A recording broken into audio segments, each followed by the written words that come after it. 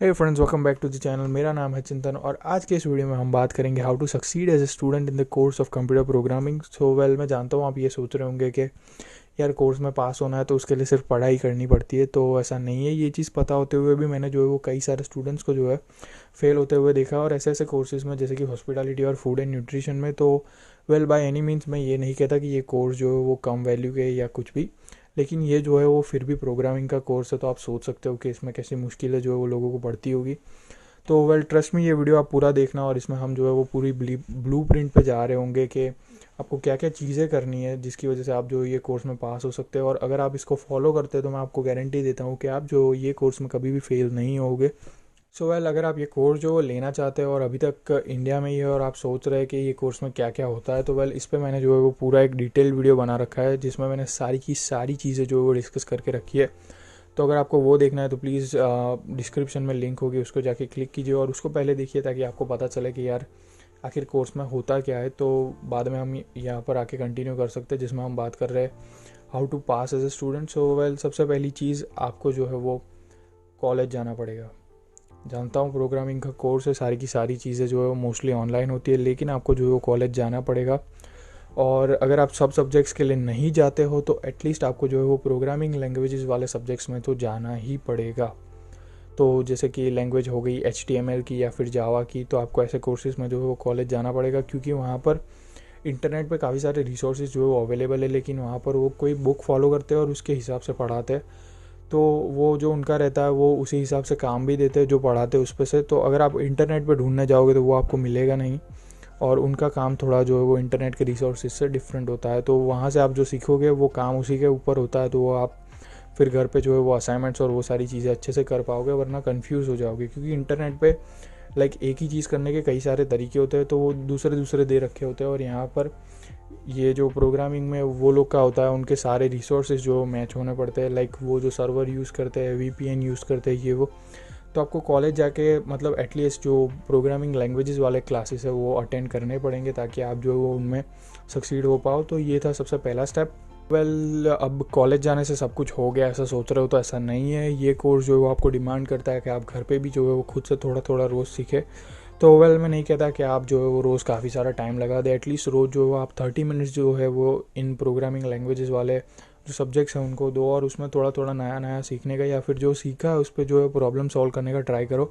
क्योंकि लाइक ये भी लैंग्वेजेस है, तो अगर आप इंग्लिश सीख रहे होते तो यहाँ पर आप जो है वो स्कूल जाके घर पे जो होमवर्क देते वो करके इंग्लिश जो है वो नहीं सीख सकते थे। आपको खुद की जो है वो प्रैक्टिस भी करनी पड़ेगी। तो उसी लैंग्वेज की तरह ये भी एक प्रोग्रामिंग लैंग्वेज है, तो यहाँ पर आपको जो है वो प्रैक्टिस करनी पड़ेगी। तो इंग्लिश तो एक स्पोकन लैंग्वेज है जो आप बोल सकते हो, लेकिन ये जो है वो स्क्रिप्टिंग लैंग्वेज है, तो इसको इसकी जो प्रैक्टिस है आपको वो स्क्रिप्टिंग कर करके ही करनी पड़ेगी। तो ये एक चीज़ है जो आपको ध्यान में रखनी है। मतलब ज़्यादा टाइम नहीं, लेकिन रोज़ 30 मिनट्स जो है वो आप दे सकते हो। और इसमें एक चीज़ है कि मतलब प्रोग्रामिंग लैंग्वेज जैसे कि जावा हो गई, पाइथन हो गई, C# हो गई, तो इनमें जो ऑब्जेक्ट ओरिएंटेड प्रोग्रामिंग हो गई या फिर इफ एल्स वाले जो स्टेटमेंट्स और वो जो सारा बेसिक लॉजिक है वो सब सेम ही होता है। तो अगर आप कोई एक लैंग्वेज पकड़ के उसको एकदम अच्छे से सीख जाओ तो बाकी जो दूसरी लैंग्वेजेस है उसमें सिर्फ सिंटेक्स का जो है वो फ़र्क होगा, बाकी जो लॉजिक है वो सब सेम ही होगा। तो आप लॉजिक जो है वो सब में इजीली अप्लाई कर पाओगे, और सिंटेक्स आप अगर आप सबका सीख जाते हो तो आप सब में जो है वो मास्टरी कर सकते हो। सो आप रोज़ जो है वो 30 मिनट्स देने का ट्राई करो यहाँ पर आके। और वेल, मैं सोचता हूँ कि अगर आपने ये कोर्स लिया है तो प्रोग्रामर बनने के लिए ही लिया है और पास होने के लिए लिया है, तो प्लीज़ ये मत लो, आप कोई भी इजी सा कोर्स लेके आओ। और अगर प्रोग्रामर बनना ही है तो रोज़ थोड़ा मेहनत करो, तो वो भी आपको जो है वो इम्प्रूव करेगा और इससे आपको काफ़ी हेल्प हो जाएगी। सो ये एक चीज़ थी। और अगर आपको नहीं पता है तो अब मैं बता देता हूँ कि आपके ये जो कोर्स में असाइनमेंट की जो इवैल्यूएशन है वो काफ़ी ज़्यादा होती है, तो वो आपको कभी भी स्किप नहीं करना है। तो वेल, आपको सारे के सारे असाइनमेंट्स जो है वो अटैम्प्ट करना है। सो लाइक काफ़ी सारे कोर्सेज़ में असाइनमेंट्स जो होते हैं वो 10-10, 20-20% के भी होते हैं, लेकिन कई सारे कोर्सेज़ में जो असाइनमेंट्स होते हैं वो यहाँ पर आपके अराउंड 2-1% के भी जो होते हैं, लेकिन आपको वो भी स्किप नहीं करना है। क्योंकि यार यहाँ पर मैंने कई सारे लोगों को देखा है आधे आधे परसेंट से फेल होते हुए। तो आप अगर वो 2% का असाइनमेंट छोड़ देते हो सोच के कि सिर्फ 2% का है, तो वेल चांसेस है कि आगे जाके जो आपको दिक्कत दे सकता है। तो वेल, जितने भी हो छोटे छोटे उसको करने में ज़्यादा टाइम नहीं लगेगा। अगर 2% का है तो वो उसी हिसाब से टाइम लेगा, तो आप इजीली जो है उसको 10-15 मिनट में करके दे सकते हो।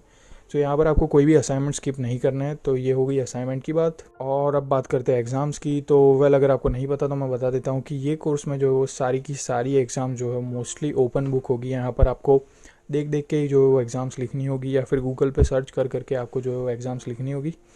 लेकिन फिर भी एग्ज़ाम्स में काफ़ी सारे लोगों के नंबर नहीं आते हैं यहाँ पर, क्योंकि गूगल पे जो सर्च करना होता है वो भी एक आर्ट है, लाइक उसमें भी लॉजिक चाहिए आपको।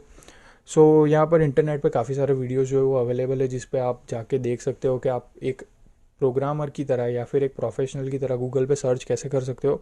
सो ये वीडियो ख़त्म होने के बाद आप ज़रूर जो है वो आप जाके सर्च कीजिए कि how to search like a pro on Google. तो वहाँ पर आपको जो अच्छे खासे वीडियोस मिल जाएंगे। और एक था वो फायरशिप का, या पता नहीं मुझे, लेकिन वो वीडियो काफ़ी फेमस है, तो आप उसे जाके चेकआउट कर सकते हो। और ये जो है वो एग्ज़ाम्स की बात हो गई। अब बात करते हैं प्रोजेक्ट्स की। तो यहाँ पर सब कोर्सेज़ में तो नहीं, लेकिन कुछ कुछ कोर्सेज़ में यहाँ पर फाइनल एग्ज़ाम की जगह आपको जो है वो प्रोजेक्ट दिया जाता है, या फिर दोनों भी होते हैं। तो मेरी बात करूँ तो यहाँ पर सेकंड सेमेस्टर में मेरा जो एक C# प्रोग्रामिंग का कोर्स था, उसमें मेरी मिड टर्म एग्ज़ाम थी 30% की, और फाइनल एग्ज़ाम की जगह 30% का जो है वो प्रोजेक्ट था।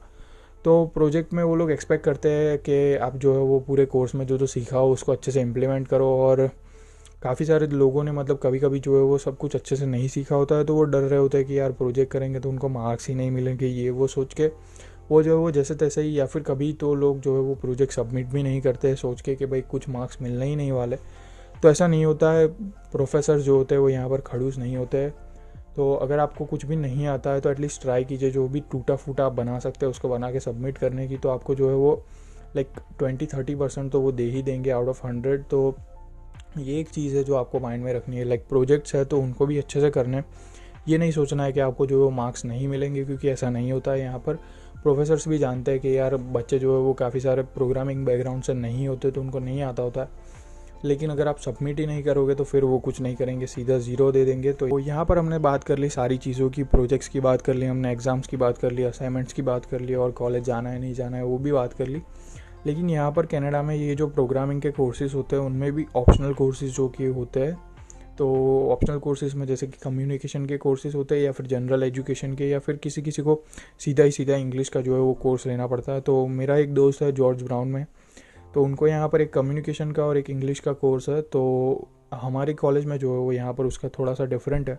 यहाँ पर एक जनरल एजुकेशन का कोर्स होता है हमको, और इसके अलावा जो है वो कम्युनिकेशन का कोर्स होता है। पर सेमेस्टर लाइक वो डिफ़र करता है। तो मेरा जो आखिरी सेमेस्टर है उसमें 2 जनरल एजुकेशन है, थर्ड सेमेस्टर में 1 है, और इसके अलावा जो मेरे पहले 2 सेम थे जिसमें मैं पास हो चुका हूँ, तो उनमें थे मेरे एक कम्युनिकेशन कोर्सेज़ के जो कोर्स होते हैं वो। सो यहाँ पर इनमें आपको पास कैसे होना है उसकी बात करते हैं। तो जो कम्युनिकेशन कोर्सेज़ होते हैं यहाँ पर जनरली आपको उसमें कम्युनिकेट कैसे करना है उसी के बारे में आपको सिखाया जाता है। सो मेरा सबसे पहला कोर्स था कम्युनिकेशन एसेंशियल्स। तो यहाँ पर जो आप कम्युनिकेशन में बेसिक मिस्टेक्स करते हो उसको अवॉइड करने के लिए आपको सिखाया जाता है। साथ ही साथ जो आपकी बेसिक इंग्लिश है उसको भी इम्प्रूव करने पे ये लोग फोकस करते हैं। इसके अलावा एक और कोर्स था जिसका नाम था वर्क एनवायरनमेंट कम्युनिकेशन। सो इसमें जो है वो आपको सिखाते हैं कि आपके जो वर्क फील्ड में आप जाओगे वहाँ पर दूसरों से आपको कैसे कम्युनिकेट करना है, या फिर जो आपके बॉसेस होते हैं उनके साथ आपको कैसे कम्युनिकेट करना है। सो ये सारी चीज़ें वहाँ पर आपको सिखाई जाती है। इसके अलावा ये कोर्सेज़ में वो लोग डिमांड करते हैं कि आपकी जो प्रेजेंटेशन स्किल्स हो वो थोड़ी अच्छी हो। तो अगर आप अभी तक प्रिपेयर्ड नहीं है तो आपको प्रिपेयर्ड हो जाना चाहिए, क्योंकि यहाँ पर आपको जो है वो कई सारे कोर्सेज़ में जो है वो प्रेजेंटेशंस देनी पड़ेगी। कभी कभी जो है वो क्लास में जाके भी देनी पड़ेगी, और कभी कभी जो है वो रिकॉर्डिंग के द्वारा आपको देनी पड़ेगी जो है वो प्रेजेंटेशन। सो इनमें प्रेजेंटेशन होती है। इसके अलावा आपको जो है वो एसेस लिखने होते हैं, या फिर जो है वो रिपोर्ट लिखनी होती है, तो वो भी होता है। सो एक तरह से आपको जो वो लाइक हम जो इंग्लिश सब्जेक्ट जो है वो पढ़ते हुए आए थे वही होता है यहाँ पर, और प्रेजेंटेशंस भी होते हैं। इसके अलावा आपको ये कोर्सेज में जो कॉलेज जाने की ज़रूरत पड़ सकती है, क्योंकि यहाँ पर ये लोग हर एक क्लास में कोई ना कोई ऐसी एक्टिविटी करवाते हैं जिनका वेटेज जो है वो मतलब मार्क्स में ऐड होता रहता है। तो ये एक ऐसा कोर्स है, अगर आपको कॉलेज जाने की ज़रूरत है तो आपको जाना ही पड़ेगा उसमें, और वो जो बेसिक एक्टिविटीज़ होती है वो आपको करनी पड़ेगी। तो उसमें आप जो है वो आराम से पास हो जाओगे। इसके अलावा ऐसे और जो रिपोर्ट है वो थोड़ा लिखने का आप ट्राई करो, क्योंकि यहाँ पर काफ़ी सारे लोगों को वो नहीं आता होता है। और मैंने देखा है अपना जो है वो ऐसे लोगों को पैसे दे दे के करवाते हैं। तो कभी कभी लोग 50-50 60-60 डॉलर दे के एक ऐसे लिखवाते हैं। सो ऐसा आपके साथ ना हो, इसलिए आप वैसे तो आइल्स में ऐसे लिखने ही वाले हो, तो उसी तरह से यहाँ पर भी आपको लिखना होता है। तो वेल यही सारी चीज़ें थी जो आपको करनी पड़ेगी अगर आप पास होना चाहते हो कंप्यूटर प्रोग्रामिंग के कोर्स में as a student. So I hope कि वीडियो जो है वो आपको इन्फॉर्मेटिव लगा होगा, और अगर ऐसा है तो प्लीज़ वीडियो को लाइक कर देना, साथ ही साथ चैनल को सब्सक्राइब करना मत भूलना। मैं मिलता हूँ आपसे अगले वाले में, तब तक के लिए बाय बाय।